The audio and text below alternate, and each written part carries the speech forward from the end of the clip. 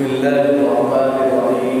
الحمد لله رب العالمين، والصلاة والسلام على سيد الأنبياء والمرسلين محمد بن عبد الله الأمين وعلى آله وأصحابه وأزواجه وذرياته وأهل بيته وسلم تسليما كثيرا أما بعد.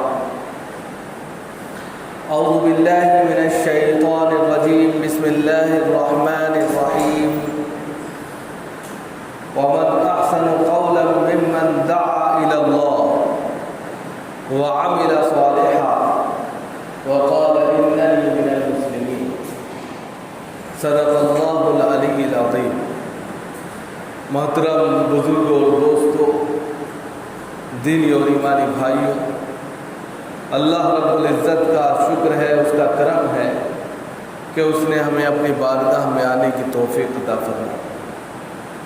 حضرات، ہم سب کو یہ بات معلوم ہے کہ ہم سب مسلمان ہیں اور اللہ پر ایمان رکھتے ہیں، اور ہر اعتبار سے اس چیز کو مانتے ہیں کہ یہ دنیا ایک آزمائش گاہ ہے جہاں انسان کو ایک آزمائش کے طور پر بھیجا گیا ہے.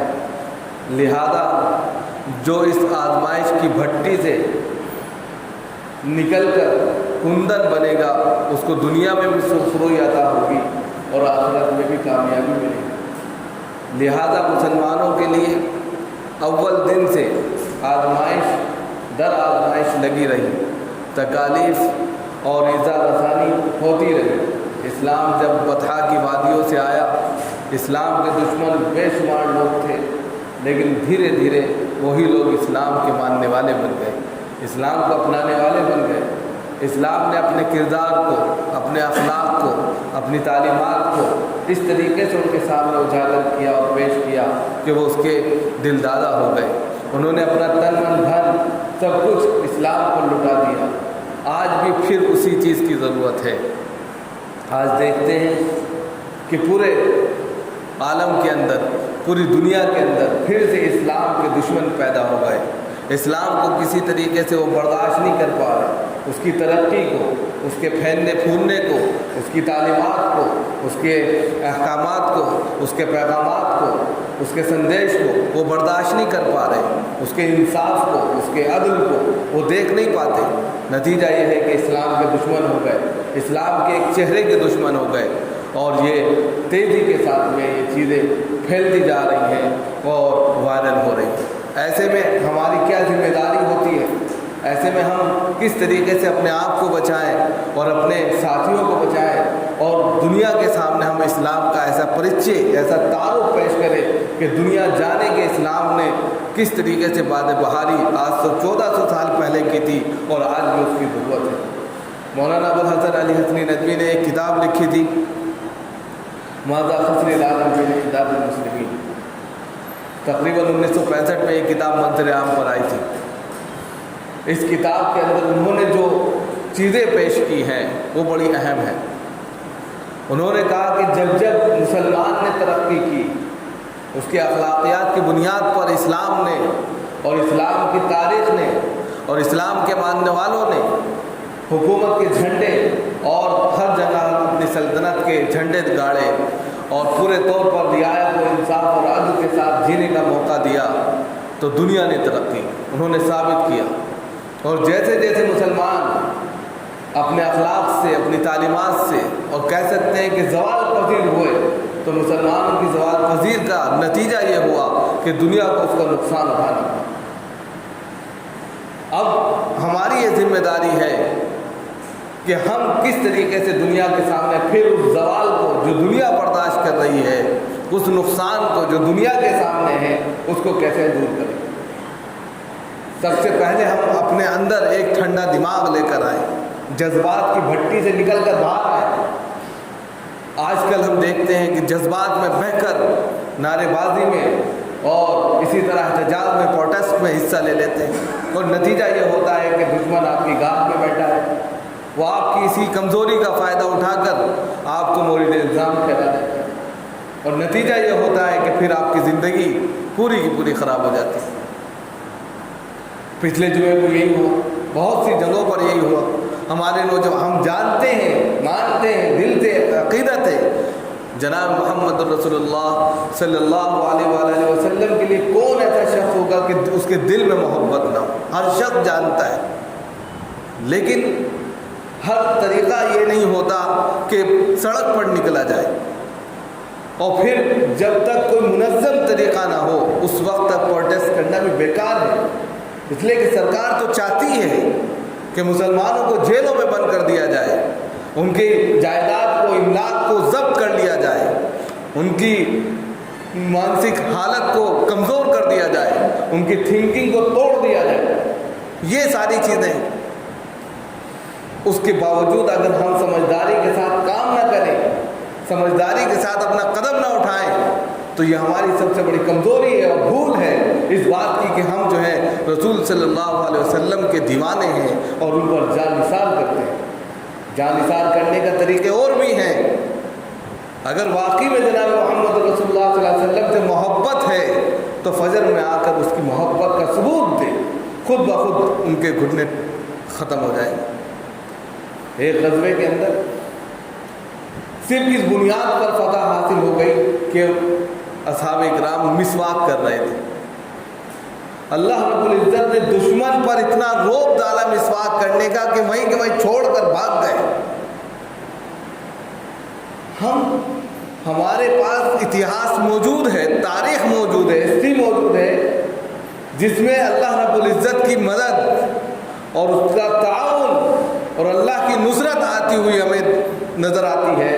اس کے باوجود ہم جو ہے صرف اور صرف چند لوگوں کے ورغلانے پر، چھوٹے چھوٹے نیتا اپنی پارٹیوں کو سدھارنے کے لیے، اپنے آپ کا نام روشن کرنے کے لیے آ جاتے ہیں اور مسلمانوں کا غلط یوز کر کے اپنا الو سیدھا کر لیتے ہیں۔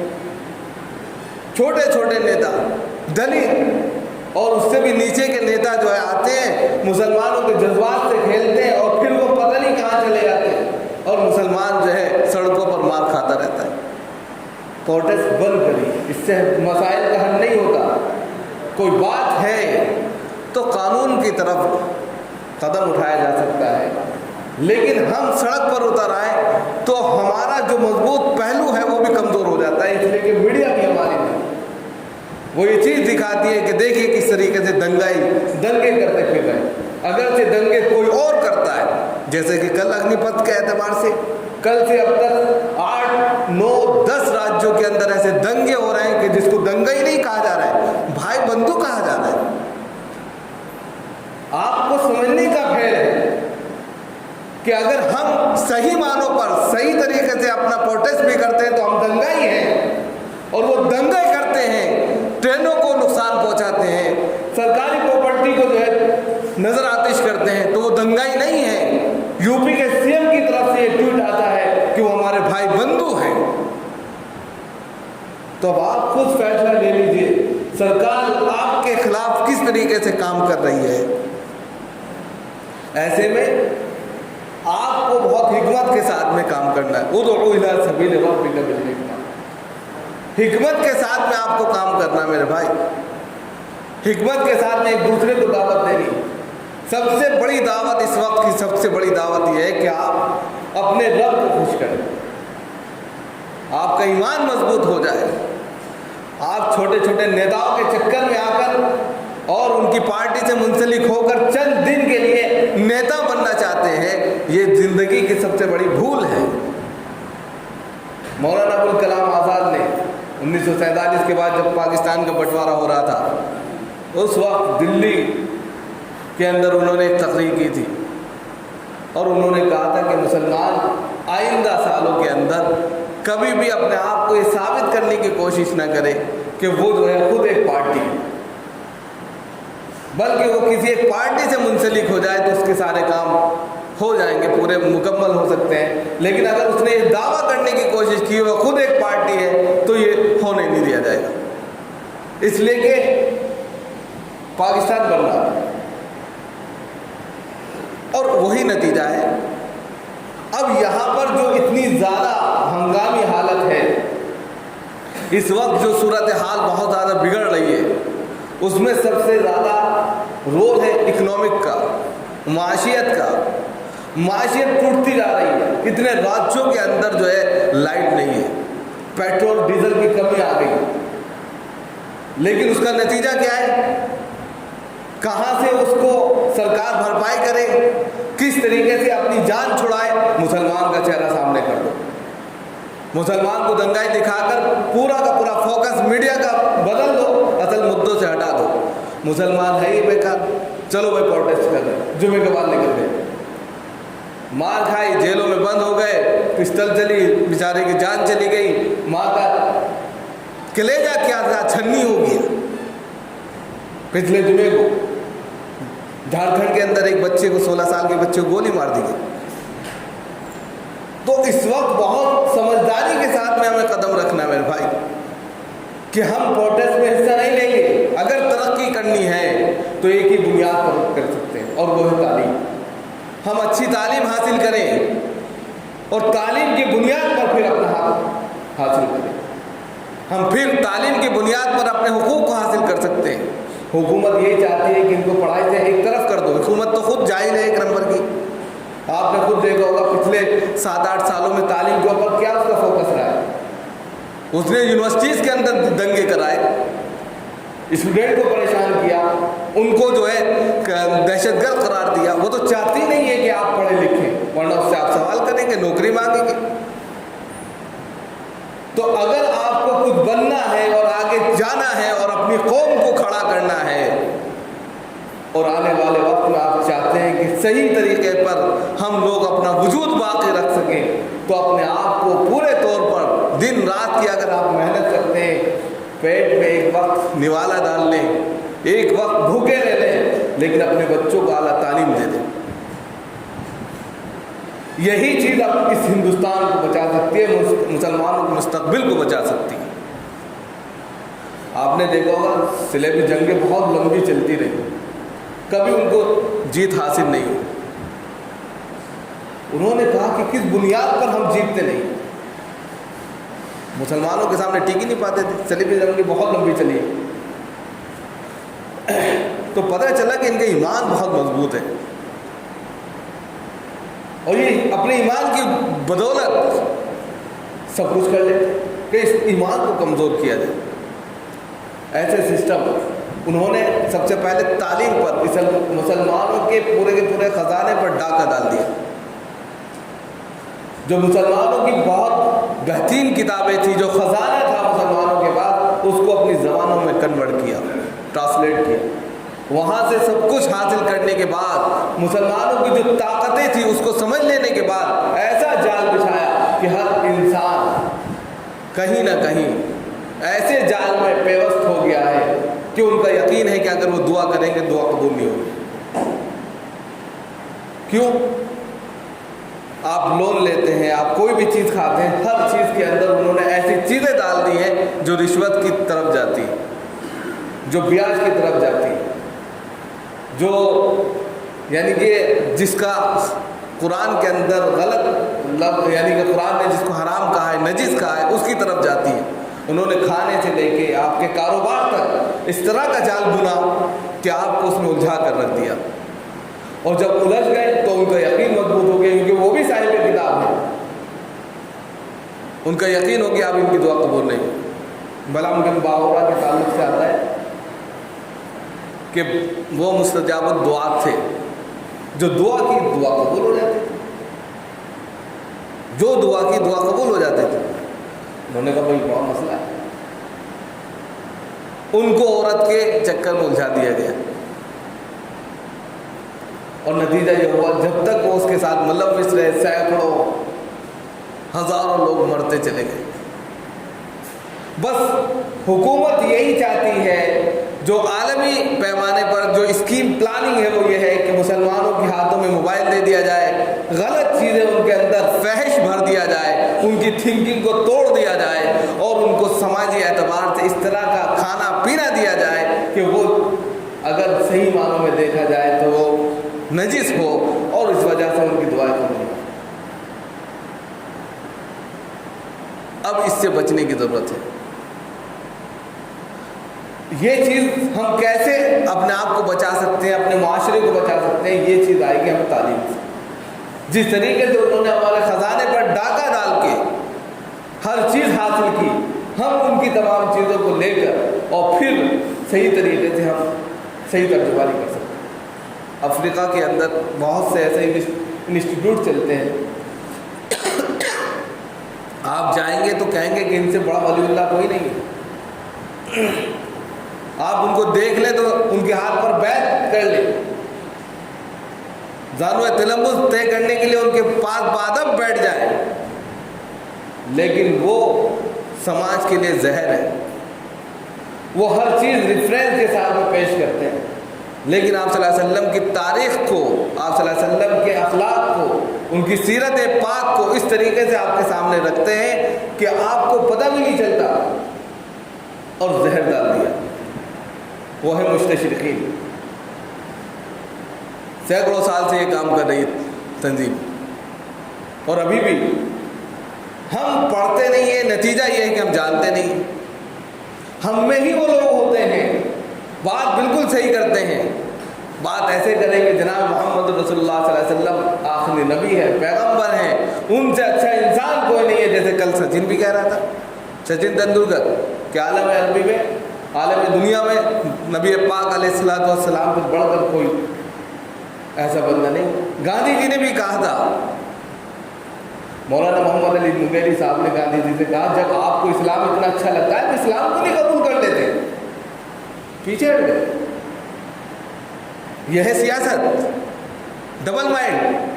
آپ مسلمانوں کے جذبات سے کھیلنے کے لیے منچوں پر آ کر کہتے ہیں کہ مسلمان سب سے اچھا ہے، پیغمبر محمد صلی اللہ علیہ وسلم سے بڑھ کر کوئی انسان نہیں تھا، وہ انسانیت کے بہترین کہہ سکتے ہیں رہبر تھے، سب کچھ کہتے ہیں۔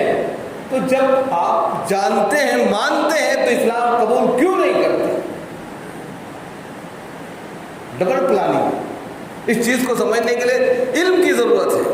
اسی طرح مستشرقین کرتے ہیں کہ آپ صلی اللہ علیہ وسلم کی ذات، صفات، ہر چیز کامل ہے، کامل مومن ہے، اس کا کوئی توڑ نہیں ہے، لیکن افسوس یہ ہوتا ہے کہ تلوار کیوں اٹھا لی؟ اب آپ کا ذہن ڈائیورٹ ہو گیا۔ اگر پوری تاریخ اسلام اٹھا کر دیکھیں، تمام جنگوں کا جائزہ لیں، 500 لوگ ایسے ہیں جو موت کے گھاٹ اتارے گئے، اور 500 لوگ ایسے ہیں جو شہید ہوئے، 1000 کی تعداد ہے 17-18 غزوات کے اندر۔ آپ بتا دو چھوٹے چھوٹے حادثات میں جو ہے نا، کم سے کم 50 لوگ چلے جاتے ہیں، 50,000 لوگ چلے جاتے ہیں۔ وہاں پوری تاریخ کے اندر جو ہے 1000 کی تعداد ملتی ہے، اور اس کو کہتے ہیں تلوار اٹھائی۔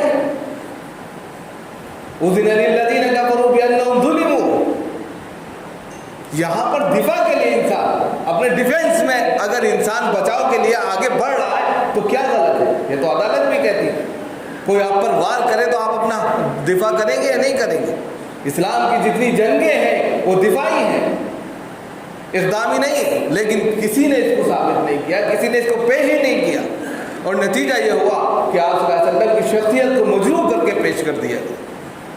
ہم اس چیز کو جانتے نہیں ہیں، ہم اس چیز کو سمجھتے نہیں ہیں، پڑھتے نہیں ہیں، نتیجہ یہ ہے کہ ہم بس آپ صلی اللہ علیہ وسلم کے نام پر ایک دم سے باہر نکل آتے ہیں، اور جو دشمن گھات میں بیٹھا ہے اس کا فائدہ پورا اٹھا لیتا ہے، اور ایسا فائدہ اٹھاتا ہے کہ آپ کی زندگی دو بھر، آپ کا رہنا سہنا کھانا پینا سب کچھ ختم۔ الہ آباد میں کیا ہوا؟ پورا کا پورا گھر بلڈوزر سے اٹھا دیا گیا آپ کے سامنے۔ تو دشمن تو خود آپ کو ترقی کرتا ہوا نہیں دیکھنا چاہتا، ایسے میں آپ کے ذمے خود اپنی ذمہ داری آتی ہے، اپنے معاشرے کی ذمہ داری آتی ہے، اپنے گھر کی ذمہ داری آتی ہے کہ کتنے سیم سے آپ کو چلنا ہے۔ اس لیے کہ بالکل دشمن کھلا سڑک پر آ گیا ہے آپ کے سامنے، دشمن ہے، اب کیسے آپ جو ہے اس سے بچیں گے، یہ پلاننگ آپ کو کرنی ہے۔ اس کے لیے دعوت کا بڑا اچھا کام ہے۔ وَمَنْ أَحْسَنُ قَوْلًا مِّمَّنْ دَعَا إِلَى اللَّهِ، اللہ کے رسول صلی اللہ علیہ وسلم نے بھی 1400 سال پہلے بطحاء کی وادیوں سے دعوت کا کام کیا۔ دو دشمن تھے، آپ صلی اللہ علیہ وسلم کو مارنے کاٹنے پر لگے ہوئے تھے، لیکن آپ نے بڑے سیم سے، بڑی محبت سے، بڑے پیار سے لوگوں کو اپنا دیوانہ بنا لیا۔ وہ تاریخ کیوں نہیں اپناتے؟ وہ طریقہ کیوں نہیں اپنے زندگیوں میں لاتے؟ وہ چیز لے کر آئیں تو غیر بھی اپنے ہو جائیں. وہ لانے کی ضرورت ہے. وہ طریقہ اگر ہم اپنے اندر ڈال لیں, پیوست کر لیں, تو ہماری زندگیاں خود ایک بہترین زندگی بنے.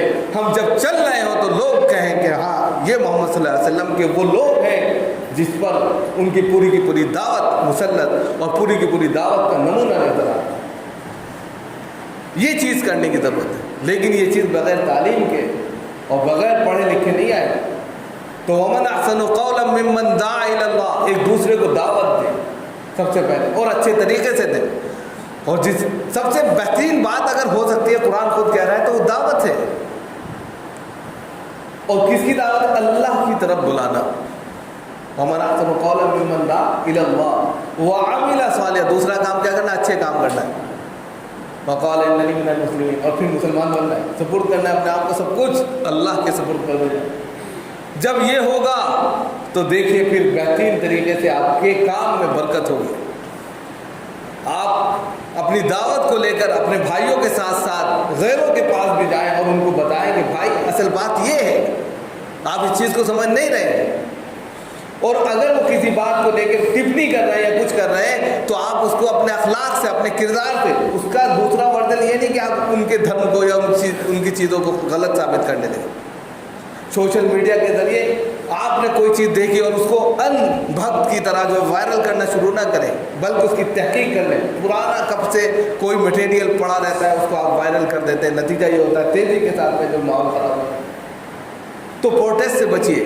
خلاصہ کلام یہ ہے, اگر ہمارے بھائی کہیں جماعت میں جا رہے ہیں, بہت اچھا کام ہے, دعوت کا کام کر رہے ہیں, تو وہ دعوت کا کام کریں اور اپنے کمرے میں آ جائیں, اپنے جگہ پر آ جائیں. کوشش یہ کریں, کیونکہ حکومت 4 سے 5 لوگ ایک ساتھ ہوتے ہیں تو پریشان ہو جاتی ہے. اس طرح انفرادی طور پر دعوت دیں, اجتماعی طور سے بچیں. فی الحال ماحول اچھا نہیں ہے تو اجتماعی دعوت نہ دیتے ہوئے انفرادی کریں, الگ الگ لوگوں سے ملیں. آپ صلی اللہ علیہ وسلم نے بھی ایسا کیا کہ جب مکہ کے اندر زیادہ ایسے لوگ ہو گئے تھے تو آپ جو ہے مدرسہ دار ارقم میں 1-2 لوگوں سے چوری چھپا ملتے تھے اور ان کو دعوت دیتے. ہمارے پاس پوری تاریخ موجود ہے, ہم اگر ہسٹری اٹھا کر دیکھیں ہر چیز مل جائے گی. بس ہم طریقہ بدلیں اور کوشش یہ کریں ہم اس دعوت کے کام سے کہ ہم اپنے بھائیوں کو جو پڑھ نہیں سکیں ان کو تعلیم سے جوڑ دیں, اور جو کام میں لگے ہوئے ہیں ان سے کہیں کہ اپنا کام کریں اور نماز 5 وقتہ پڑھیں. نمازوں کا اہتمام کریں, جہاں بھی ہیں وہ وہاں نماز پڑھ لیں جب موقع ملے. اور باہر کی فضا میں جو زہر پھیلا ہوا ہے اس سے بچاتے ہوئے اپنے آپ کو, اپنے گھر کو, اپنے معاشرے کو بچائیں. اگر یہ ہوا تو انشاءاللہ بہترین عمل ہوگا اور حکومت جو اس وقت بیک فٹ پہ ہے خود بخود اس کو سمجھ پا جائے. اللہ تعالیٰ ہم سب کا عمل